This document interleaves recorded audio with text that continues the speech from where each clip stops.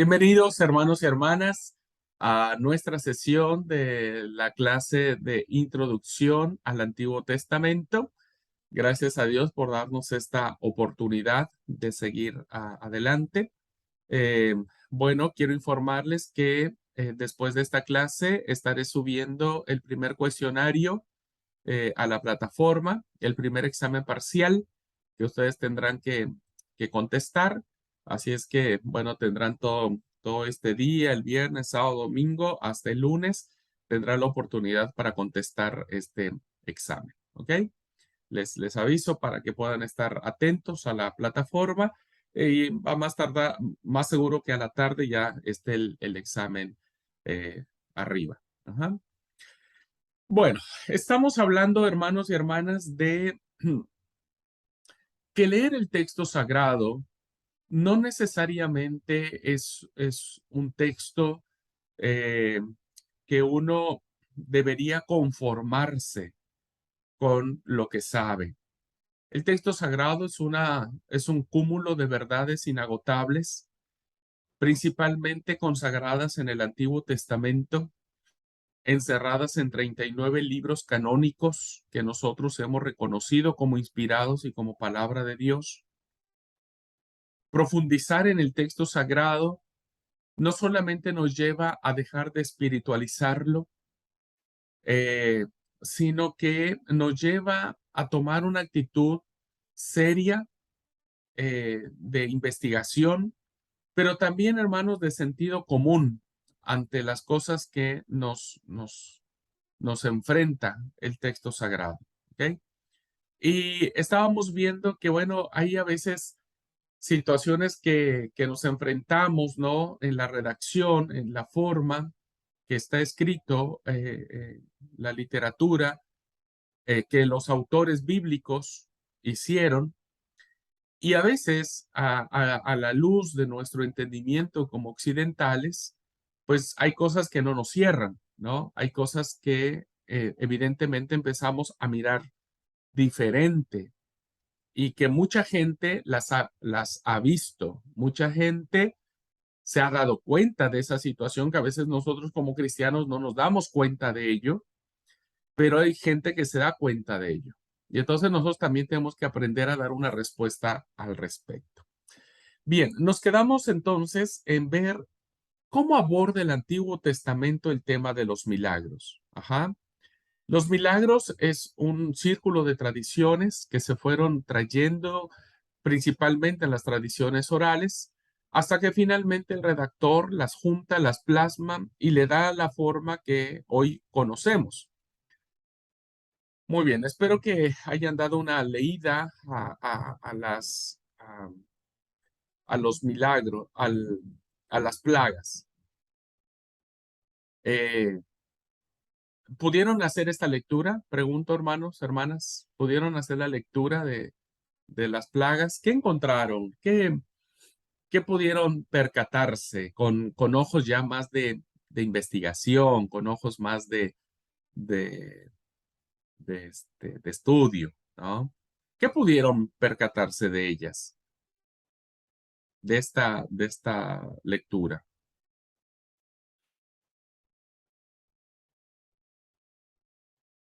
¿Qué encontraron? ¿O encontraron algo eh, o no?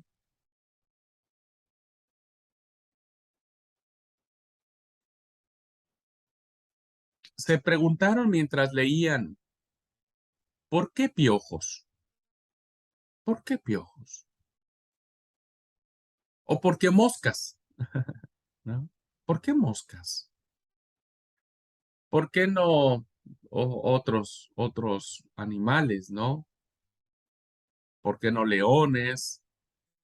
¿Por qué no hienas? ¿Por qué no, qué sé yo, camaleones? ¿Por qué ranas? No sé si se preguntaron eso mientras iban leyendo las plagas, ¿no? ¿Por qué?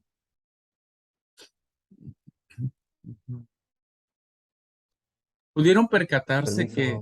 Permiso. Dale, dale, Mario, dale. Yo por ahí lo que más me preguntaba era cómo o por qué principalmente las primeras plagas pudieron replicarlo los sacerdotes, o cómo pudieron replicar los sacerdotes del faraón, ¿no es cierto? Esas plagas, porque decía que las primeras ellos pudieron hacer lo mismo, ¿no es cierto? Ujú. Y después ya no, después quedaron como colgados, ¿no? Dijeron, ya hasta aquí quedamos, más ya no podemos. Interesante, interesante, muy buena observación, muy buena observación. ¿Alguien más? Si Tati puede escribir en el chat, Leonora, Marita, pues escriban, participen si es que tienen la oportunidad. Si no, no se preocupen. ¿Qué otra cosa pudieron ver? Hermana Esther. En las, sí, en las primeras plagas decía que duraban 7 días. Mm, Después el faraón mandaba, pedía por favor, entonces que se pida a Dios y que cese. Y lo hacían. Y no menciona más que duraba tantos días. ok. Y bueno, y en general llama mucho la atención porque dice que es para que conozcan el poder de Yahvé. Bueno, yo lo leí en la Biblia de Jerusalén. eh, para que sepan quién es Yahvé. Siempre dice eso. Sí. Y siempre se endurecía, pero el corazón de Faraón. Pero también dice que Dios endurecía el corazón de Faraón. Ah, Entonces, es como muy fuerte, muy como que Dios los tenía ahí zarandeándolos y mostrándoles y torturándolos, no sé, me parece a mí, a los egipcios. ajá, ajá. Muy, muy interesante. Usted sabe que dio con una clave hermenéutica muy, muy linda para entender el tema de los milagros. Ujú. Lo mismo hizo Mario al planteamiento. Más allá, hermanos, si constatar que las plagas que se dieron en Egipto fueron tal y como aparecen en el texto, de manera lógica, diríamos, más que eso es resaltar el poder de Jehová, el poder de Yahvé, ¿no? El poder de Yahvé, que el redactor sagrado quiere poner de relieve, quiere poner por importancia. Y por eso llega el momento en el que los sacerdotes, los magos, los adivinos del faraón ya no tienen mayor autoridad porque el poder de Yahvé es mucho más grande que los dioses egipcios. Tan grande, hermanos, que este, todos los animales que aparecen allí, la oscuridad, el granizo, las moscas, las ranas, los piojos, etcétera, eran las divinidades, eran la representación de las divinidades que tenían los egipcios. Ellos adoraban al dios mosca, ¿no es cierto? Adoraban al dios de la oscuridad. Todos estos relatos que dijimos, ¿por qué no un águila? ¿Por qué no un león? ¿Por qué no, qué sé yo, un puma?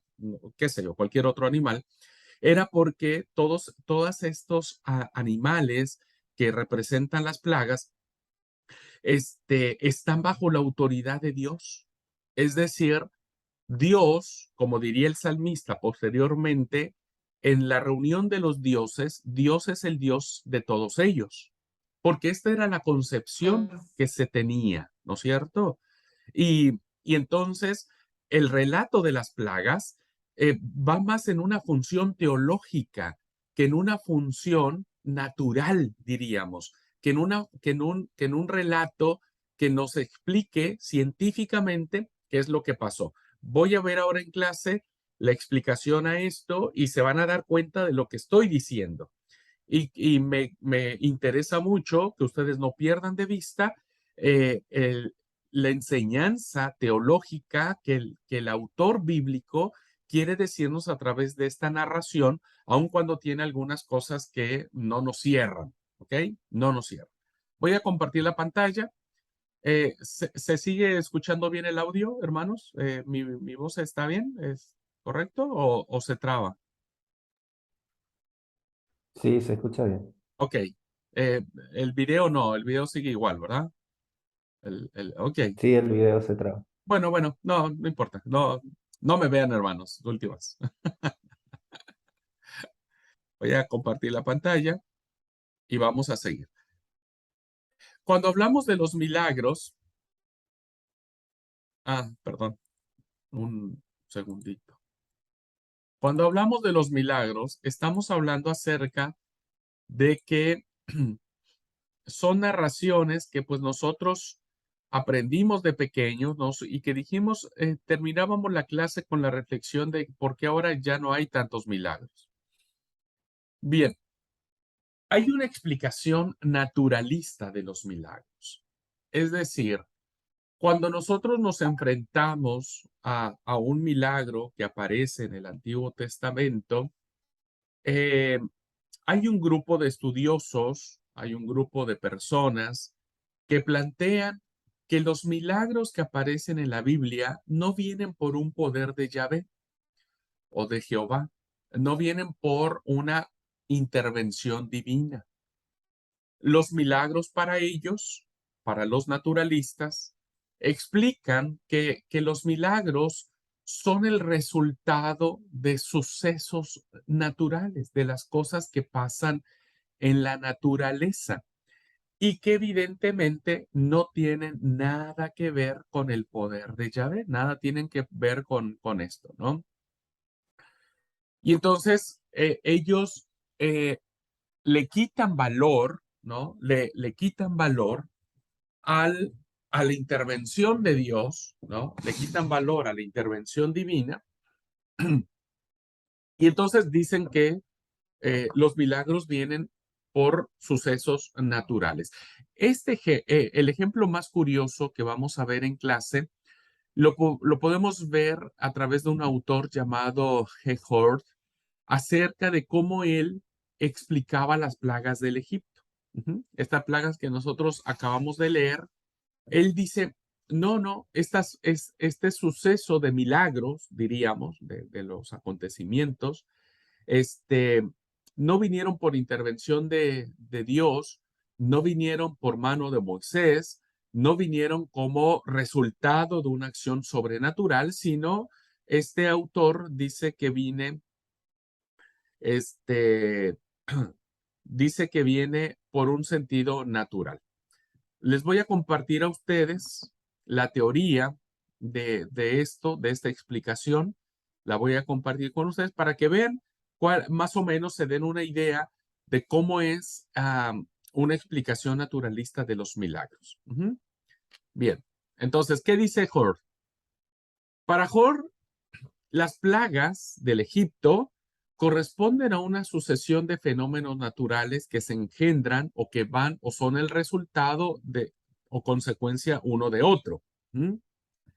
Entonces él dice, todo comenzó con una crecida excepcionalmente fuerte del Nilo en los meses de julio y agosto que da al río un color rojo, intensificado por la presencia de la euglana sanguínea. Este organismo absorbe mucho oxígeno y los peces mueren. Entonces él está diciendo que cuando el río se pone en sangre, no es porque Dios lo haya intervenido, sino porque fue una fuerte crecida del Nilo, ¿no? Que le dio este color rojizo y que además había este organismo donde hacía que los peces finalmente murieran. Esa es la explicación naturalista. Luego dice, los peces muertos, una vez que sucede esta muerte masiva de los peces, infestan los cañaverales y las orillas del Nilo.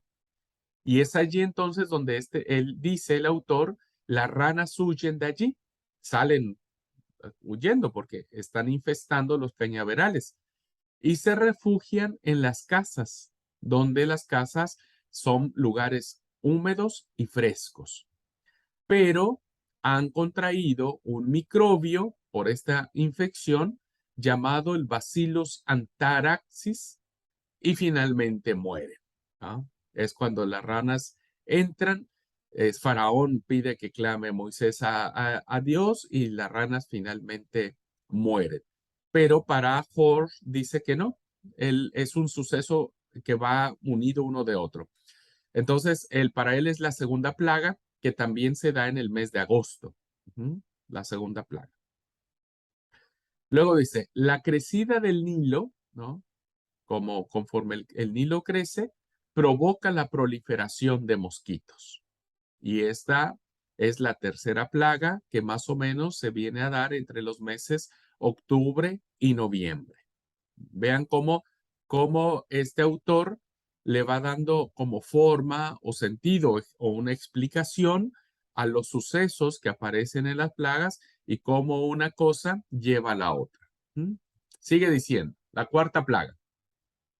La mosca Stomopsis calcitrans, una especie tropical y subtropical que pica a los hombres y a los animales, se multiplica al bajar el nivel del río, pero también, dice él, desaparecen tan pronto como llegan. Y esa es la forma que él tiene para explicar la plaga de las moscas, que sería la cuarta plaga, y que se viene a dar entre diciembre y enero. Luego, para explicar la quinta plaga.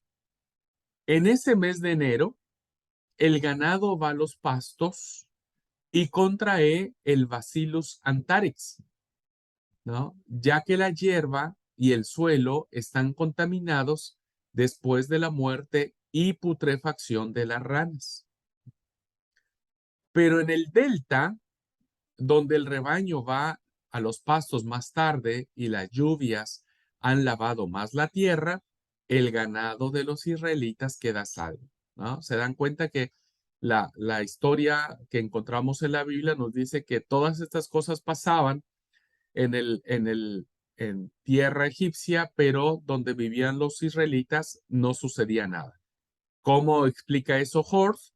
Bueno, explica que donde los rebaños de los israelitas pastan, ¿no? Eh, ellos van más tarde, la lluvia ha llegado, ha lavado la tierra y por eso el ganado no se enferma, pero sí lo hace el ganado de los egipcios. Y es así como Horst trata de explicar la quinta plaga. Luego, en la sexta plaga, dice él, las úlceras de que habla la sexta plaga son antrax. El mal es transmitido por la mosca, las moscas que llegaron al pueblo, ¿no? Que ataca a los hombres y animales y esto se suscita en los meses de diciembre y enero. Principios de febrero, el granizo destruye el lino y la cebada, pero no el trigo y la espelta por ser tardíos, que esa es la séptima plaga. Luego, la octava plaga, le explica él y dice, en ese año especialmente húmedo, gran cantidad de langostas emigran de Arabia del Norte a Egipto, impulsadas por el viento levante. Y es así como explicamos de manera naturalista la octava plaga. La novena plaga, Horst le explica de la siguiente manera. La crecida excepcional del Nilo dejó un espeso depósito de tierra roja y polvorienta, levantada por el siroco del año a principios de marzo. Y ahí dice que son las tinieblas, ¿no? Esas famosas tormentas de arena que cuando llegan a las ciudades las oscurece, ¿no? Entonces dice que eso sucedió a principio de marzo, perdón, y son las tinieblas. Los israelitas se libraban de ellas porque el Wadi Tumilab donde residen, el lugar donde ellos están, es una depresión al abrigo del viento. No hay una acumulación allí de este depósito de tierra roja. Y finalmente, hermanos, la última plaga para Hort, ¿no? Acuérdense, estamos hablando de la postura de este grupo de personas que tratan de explicar los milagros de la Biblia no como intervención divina, sino como sucesos naturales. Y él dice, la última plaga no era originalmente la muerte de los primogénitos. Y él dice que hubo un error en la, en la, en la, en la escritura, consecuentemente en las copias, ¿no? En las traducciones. Porque la Biblia habla de primogénitos como Becorim, pero él dice que no era la muerte de los primogénitos, sino la destrucción de las primicias, Bikurim. Si se dan cuenta, hermanos, las dos palabras, ¿no? Tienen mucha similitud, mucha similitud. Entonces, él dice que no, allí no tendría que haberse escrito Becorim, sino tendría que haberse escrito Bikurim. Bikurim, que significa primicias, que tiene que ver con los restos del trigo y de la espelta después de la granizada y de las langostas. Esta destrucción de las primicias fue causada por el siroco, el levante del viento, ¿no? Que hablamos. Los israelitas, al abrigo de ese viento, pues no, sus primicias no terminan muriendo, ¿no? No terminan siendo acabadas. Y para él esto se suscitó a finales de marzo y abril. Bueno, entonces, se dan cuenta, hermanos y hermanas, que tratando de justificar el tema de los milagros en la Biblia, bueno, se plantean de manera naturalista. ¿Qué tenemos que decir al respecto de esta posición? Bueno, lo que tenemos que decir al respecto, ¿no? Es que no estamos a favor de la explicación naturalista de la Biblia, o al menos de los milagros, ¿no? No estamos de acuerdo. ¿Por qué? Por lo siguiente. El fallo de estas explicaciones es que no tienen en cuenta los aspectos literarios y las diversas tradiciones contenidas en la Biblia. Bien, explico esto rápidamente, ¿no?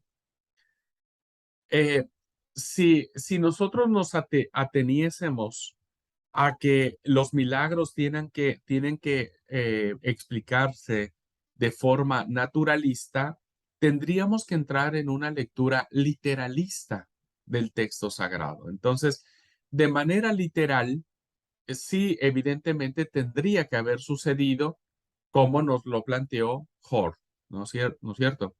Pero ya hemos explicado, hermanos, que los autores bíblicos echan mano de diversos géneros literarios en aras de una idea más grande, en aras de una enseñanza mucho más profunda, ¿no?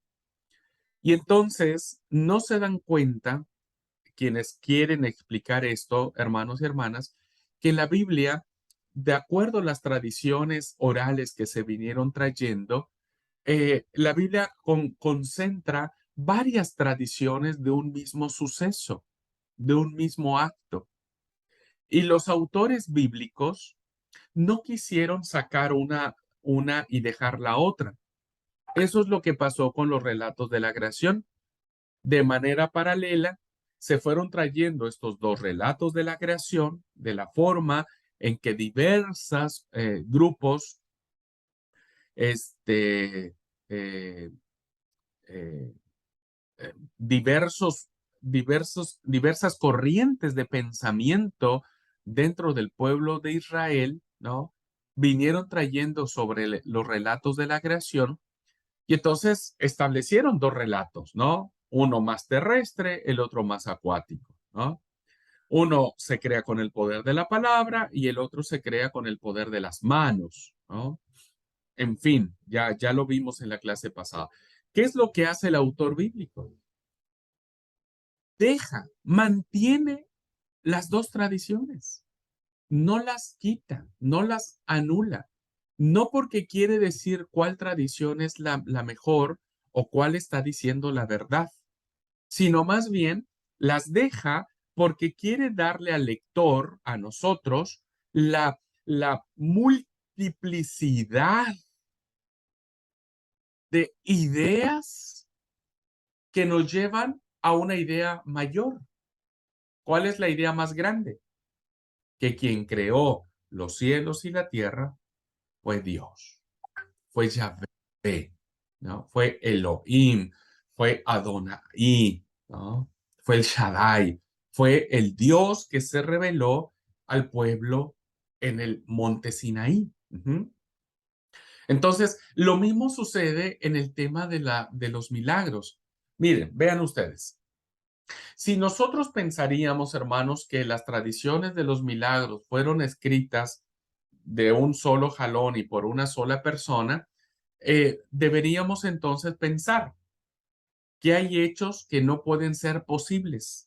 Lógicamente hablando o naturalmente hablando, no pueden ser posibles. Fíjense, si todo el ganado muere en la quinta plaga, ¿no es cierto? Porque la quinta plaga dice que murieron todo el ganado, todas las bestias del campo, murieron. Gracias. La pregunta lógica sería, ¿no? Si pensáramos que esto es de manera literal, la pregunta sería, ¿cómo pueden tener úlceras en la sexta y ser afectados los animales por el granizo en la séptima plaga? Si ya no había ningún animal, si ya todos habían muerto, ¿no? Si ya todos habían muerto. Entonces, naturalmente, no podríamos explicar el tema de los milagros desde una manera literalista, ¿no?